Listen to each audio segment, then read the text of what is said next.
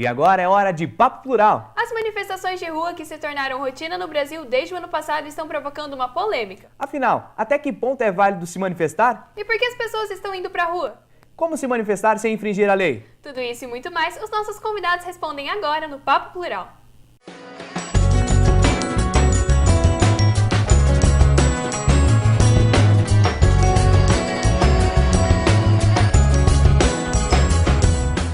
Olá, eu sou Lucas Ruz, acadêmico de jornalismo aqui da FAG. Está começando mais um Papo Plural. E hoje nós vamos falar sobre um assunto polêmico e que vem dividindo opiniões no Brasil inteiro. Vamos falar sobre as manifestações de rua. E para conversar com a gente sobre esse assunto, estão aqui na redação da TV FAG os nossos convidados.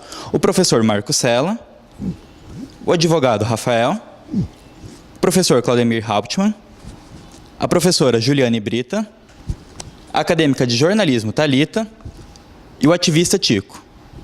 Bom, começa agora o Papo Plural, com o tema manifestações.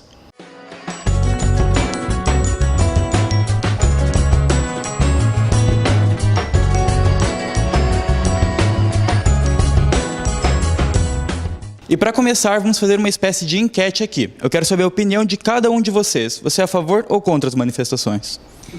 A gente tende a ser favorável às manifestações. Favorável. 100% favorável, sempre. Favorável também, acho que vai ser uma conversa de amigos. Totalmente favorável. Totalmente favorável. Então, pelo jeito, todo mundo aqui é a favor das manifestações, né? Então, vamos tentar entender isso. Professor Marco Sella, o que passa na cabeça do manifestante? Bom, as pessoas elas podem se manifestar por uma série imensa de motivos. Muitas vezes pode ser simplesmente por acompanhar o protesto. Isso pode vir da indignação por uma causa qualquer que no momento se dá. No ano passado a gente viu, num volume bastante grande, brasileiros indo às ruas para se manifestar em diferentes cidades. Foram elas grandes cidades, cidades de médio porte ou cidades de pequeno porte. E as pessoas se manifestam porque é um momento no qual você vai demonstrar determinado anseio, desejo ou busca, seja por alguma coisa em caráter político, seja alguma coisa em caráter particular, mas os motivos podem sim ser os mais variados. Todo mundo sabe que a corrupção no Brasil é muito grande e isso indigna. Indigna porque não é fácil você ficar, você como povo, né? Não eu como professor ou como ator ou nós como classe média. Dentro desse viés que você está falando aí, que muitas vezes a gente lembra de uma das grandes discussões do ano passado, que era a ausência de representatividade, que o brasileiro reclamou no momento das manifestações. E um dos objetos disso está na rua, porque as pessoas querem ser protagonistas também da sua realidade. É um momento em que as pessoas encontraram de demonstrar insatisfação. Eu gostaria de acrescentar, talvez uma pergunta, mas não, uma colocação. Esses movimentos, como foi o do Passe Livre, sempre existiram, né? Ou seja, localizados, pequenos, quase mudos diante da mídia ou diante do grande público. Vocês acreditam que sem os grandes eventos esportivos ou sem a Copa do Mundo, ele teria tomado essa proporção que tomou? Talvez a Copa seja, aí paradoxalmente, o grande desencadeador e é o catalisador desse processo, apesar de ter, né, todas essas críticas contrárias. Mas se talvez não tivesse sido isso, a população não teria se mobilizado com tamanha força e proporção. Ô, Júlio, deixa eu aproveitar a carona aqui. Até para também, quando o Tico falou, né, quando precisamos de Copa do Mundo, cara, eu digo o seguinte, precisamos. Assim, a gente tem uma pressa, inclusive, da Copa do Mundo, que é uma questão de urgência nacional. Não pelo futebol, não pelo espetáculo, não pelo circo, mas exatamente porque cresce, né, no meio popular essa necessidade de irmos para as ruas. Então, assim, eu estou vendo a Copa do Mundo hoje como um grande momento para exercício de cidadania, para amadurecimento do processo democrático. Claro que vai ter bandalheira, vai ter pancadaria, vai ter confusão. Vai ter. É um preço que vamos pagar para esse crescimento. Então, assim, se tiver que ter, que tenha. E a autoridade policial vai lá e responsabiliza quem precisar ser responsabilizado e ponto. Agora, o que não pode é ficar nessa, por conta das ameaças, por exemplo, é a gente hoje já começarmos a estar de uma forma passiva em relação às ações que o poder, que o Estado está tomando já, no sentido de censurar, de conter, de evitar essas manifestações, porque as manifestações têm que acontecer.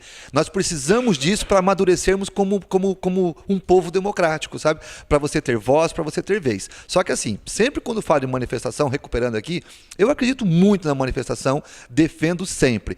Para mim, manifestação é um exercício pleno de cidadania. E exatamente por isso eu não vou admitir nunca, né, nunca manifestantes com a cara coberta.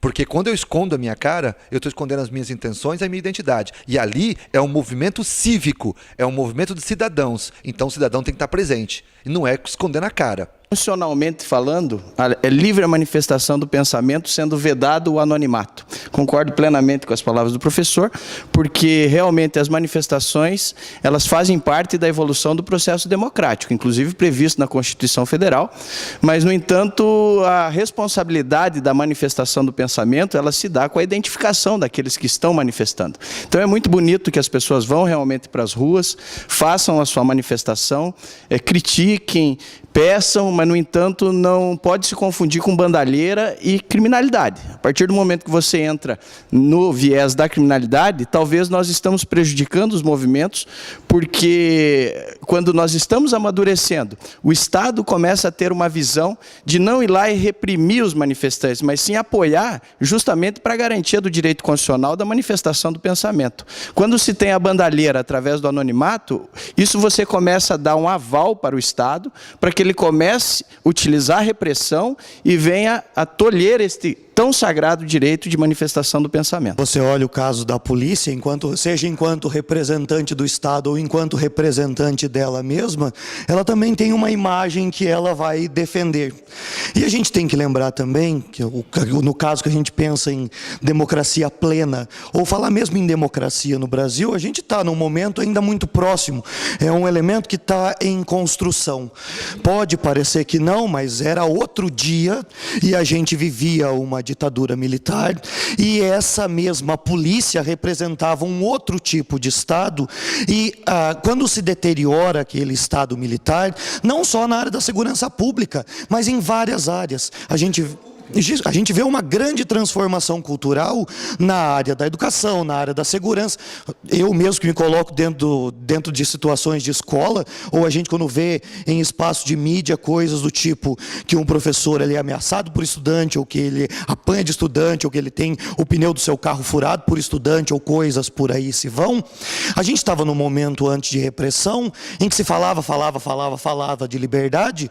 A gente queria muito a liberdade, mas eu acho que a gente não se preparou para ela. E depois a coisa tornou muito mais uma condição, quem sabe, de libertinagem do que necessariamente de liberdade. Com a polícia vai acontecer algo também mais ou menos nesse sentido. A função primeira da polícia no Estado é a garantia da segurança pública. E muitas vezes essa segurança ou essa ordem pública, ela é lida, infelizmente, como a manutenção de uma autoridade que está lá dentro de uma determinada farda, e que os demais frente a essa autoridade, eles deviam muitas vezes não se manifestar, mas sim baixar a cabeça frente à autoridade. E é claro que a polícia comete os seus abusos, porque ela também não é preparada para esse novo momento. Eu acho que dentro dessas imagens que a gente vê, mesmo dentro apenas de mídias alternativas, tem uma em especial que foi muito marcante, porque ela envolvia professores. Em uma das manifestações na cidade do Rio de Janeiro, alguém com um telefone celular na mão capta uma imagem, de uma janela na qual um grupo de professores está transitando por uma rua. A polícia quer liberar a rua e ela vem com truculência para cima dos manifestantes, e as lideranças daquele pequeno grupo pedem a todos, a cena é claríssima, pedem a todos que se sentem e que não reajam. No segundo pedido do policial, que as pessoas não se levantaram para sair, a polícia veio com toda a força, o aparelho repressor de Estado, e dispersou aquela população, aquele grupo de profissionais que legitimamente mantinham o seu direito. Aliás, eu gostei bastante de uma forma como o Claudemir propôs a questão, que é a coisa de ver isso como cidadania plena, que é muito mais do que simplesmente a gente ver cidadania numa leitura muito diminuta da coisa, de que o voto garante cidadania de alguém. Né? O voto não necessariamente é o momento que te garante a cidadania. A manifestação ela tem um poder muito maior que esse. E ainda, né, para voltar mais um ponto sobre a Copa do Mundo, né, que foi falado antes sobre a Copa não é elemento motivador disso tudo. A Copa, querendo ou não, ela se transformou num ótimo alvo, ou num bom argumento para uma série de pedidos que se tem a fazer, porque cada vez que você está observando divulgação de gastos do evento Copa do Mundo, e daí você começa a pensar na área da saúde, como o Tico dizia antes, o emprego desse dinheiro na área da saúde, a gente sabe que essa aplicação desse dinheiro poderia, por exemplo, transformar a área da saúde. Mas se a gente quiser, a gente pode ir além também. A saúde, ela já teve financiamento próprio aqui no Brasil. Vocês lembram de coisas do tipo CPMF? O dinheiro também era vultuoso, mas ele caiu nas garras da corrupção também.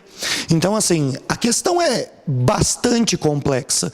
E a população na rua, de maneira efetiva e democrática, tem tudo para que, quem sabe, isso se reflita depois no momento da eleição.